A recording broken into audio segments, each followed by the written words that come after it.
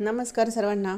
नवरात्रीचा उपवास कसा करावा, काय खावे किंवा काय खाऊ नये, विद्वांनी नवरात्रीतल्या पूजा कराव्या का, घट उगवत नसेल तर त्यामागे काही विशिष्ट कारण आहे का, तुमची घट बसवण्याची इच्छा आहे पण काही कारणास्तव जर तुम्हाला घट बसवता येत नसेल तर काय सेवा करावी किंवा काय उपाय करावा, तर त्यासाठी व्हिडिओ शेवटपर्यंत बघा. आणि जर चॅनलवर नवीन असाल तर आपल्या चॅनलला सबस्क्राईब करायला विसरू नका. तर सर्वात आधी नवरात्रीच्या उपवासाबद्दल आपण माहिती घेऊयात. तर या नवरात्रीचे उपवास कोणी व कसे करावे. नवरात्रीचा हा सण स्वच्छता आणि पावित्र्याचं प्रतीक मानलं जातं. नवरात्रीच्या दिवसात नियम आणि संयम या दोन्ही गोष्टी पाळणं खूप महत्त्वाचं आहे. तसंच तर नवरात्रीचा उपवास कोणीही ठेवू शकतं. पुरुष, स्त्रिया, विधवा, सौभाग्यवती, गरोदर किंवा मासिक पाळी असेल तरीही किंवा सूतक असेल तरीही हा उपवास तुम्ही ठेवू शकता. कुठलाही भेदभाव नाही. फक्त या कालावधीमध्ये आपल्याला पूजा करता येणार नाही. म्हणजे ज्यांना पिरियड्स असेल, सूतक असेल त्यांना पूजा करता येणार नाही. नवरात्रीचे व्रत सर्वजण जरी करू शकत असले तरी त्यांना उपवास ठेवता येत नाही किंवा ताकद नाही. तब्येतीमुळे किंवा आरोग्याच्या तक्रारीमुळे या सगळ्या गोष्टी होत असतात. तर त्यावर सुद्धा पर्याय सांगितलेला आहे. नवरात्रीच्या उपवासातला पहिला प्रकार म्हणजे सप्तरात्री व्रत. घटस्थापनेचा पहिला दिवस असतो तो प्रतिपदेचा असतो. त्यामुळे घटस्थापना ते सप्तमी तिथी जोपर्यंत येत नाही तोपर्यंत उपवास करू शकतात. त्याला म्हणतात सप्तरात्री व्रत. तुम्ही हे सप्तरात्री व्रत केले तरी संपूर्ण नवरात्रीचे उपवास केल्याचे फळ मिळते. ज्यांना पूर्ण व्रत करता येत नाही त्यांनी पंचमीला एक मुक्त व्रत केले तरीही चालते. म्हणजेच काय तर ह्या उपवासामध्ये तुम्ही एक वेळ जेवण करू शकता. सकाळी म्हणजे दिवसभर उपवास करून संध्याकाळी उपवास सोडता येईल किंवा मग चतुर्थीला संध्याकाळ होण्याआधी काहीतरी खायचं व पंचमीला उपवास करायचा व तो पंचमीला संध्याकाळी सोडायचा.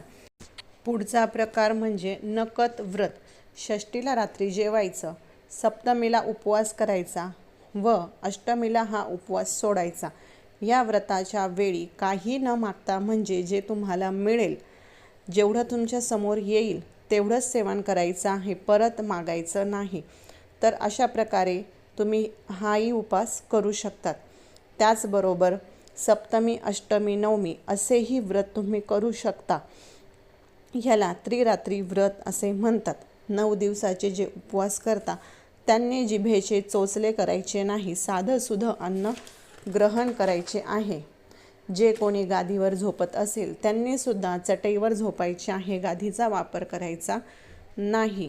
नवरात्रीचे उपवास घरातील फक्त स्त्रीनेच करावे का, तर असं काही नाही. पूजा जरी एक असली तरी ज्यांची इच्छा असेल तेवढी घरातील मंडळी, घरातील व्यक्ती उपवास करू शकता.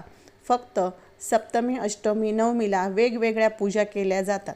त्या एकच केल्या तरीही चालेल. म्हणजेच अष्टमीला कन्यापूजन असते तेव्हा प्रत्येकाने कन्यापूजन करण्याची आवश्यकता नाही.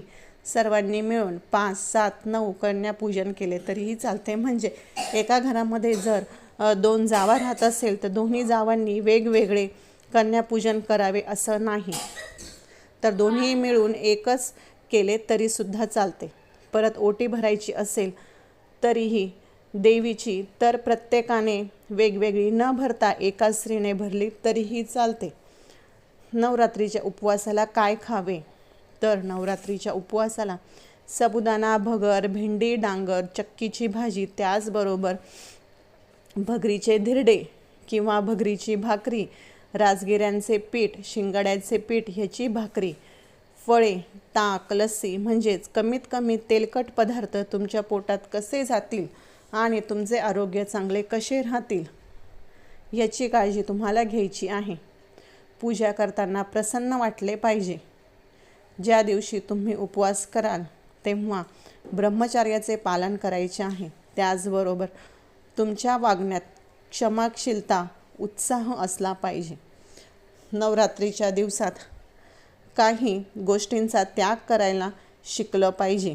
व्रत करणाऱ्या व्यक्तीने खोटे बोलणे टाळावे. तसं तर कधीच खोटं बोलू नये, पण किमान या दिवसात तरी खोटं बोलू नये. मनावर नियंत्रण ठेवावे. शिवाय शाप देणं टाळावे. पर अन्न घेऊ नये, म्हणजेच कोणाच्या घरी जेवण करू नये. घटातील धान्य जर उगवत नसेल तर काय करावे? त्याला वेगवेगळी कारणं असू शकतात. जेथे आपण पूजा मांडली आहे ती बंदिस्त खोली असेल किंवा हवा यायला जागा नसेल, घटाच्या बाजूला बुरशी येते, विरळ उगवतं धान्य किंवा नीट उगवत नाही, शुभ अशुभ असं काही मनात आणू नका.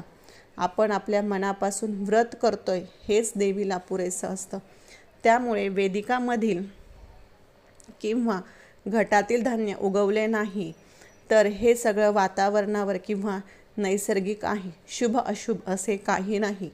जे होईल ते सर्व मनापासून सेवा करण्याचे काम करायचे आहे. फळ द्यायचे का नाही हे सर्व कुलदेवीच्या हातात आहे. त्यामुळे ती तुमच्या इच्छा पूर्ण केल्याशिवाय राहणार नाही. त्यामुळं जोपर्यंत तुमचा अखंड दिवा चालू आहे तोपर्यंत घर सोडून कोणीही कुठेही जाऊ नका. जर तशी वेळ आली तर कोणी एक तरी घरी थांबावे आणि सर्वांनाच जावं लागले तर घरी आल्यानंतर स्वच्छ हातपाय धुवून एक माळ 9 मंत्राची म्हणावी. घटस्थापना केली नसेल तरी तुम्ही उपवास करू शकता. घटस्थापना करत नसाल तरी घटस्थापनेच्या दिवशी देवांना स्नान घालून स्थापन करायचे व दसऱ्याशिवाय देव हलवायचे नाही. फक्त फुलं वाहायचे काम तुम्ही करू शकता. जी सुकलेली फुलं आहेत ती काढून घ्यायची आणि नवीन फुलं देवाला वाहायची. फुलं काढताना देव हलत असतील तर फुले काढू नका. फक्त नवीन फुले ठेवा व हे सर्व निर्माल्य घट हलवल्यानंतर तुम्ही काढू शकता. विधवा महिलांनी कुलदेवीची सेवा करावी का? तर हो, विधवा महिलांनी सुद्धा कुलदेवीची सेवा करावी आणि त्या करू शकता. नवरात्रीच्या 9 दिवसांमध्ये ज्या सेवा होतात त्या सर्व विधवा महिला करू शकतात. काहीच अडचण येणार नाही. तर अशा प्रकारे तुमच्या सर्व प्रश्नांची उत्तरं ह्या व्हिडिओमध्ये आहे. जर तुम्हाला अजून काही प्रश्न असतील तर त्या कमेंटद्वारे तुम्ही विचारू शकता. तर आपला आजचा व्हिडिओ कसा वाटला नक्कीच सांगा आणि आपल्या चॅनलला सबस्क्राईब करायला विसरू नका. धन्यवाद.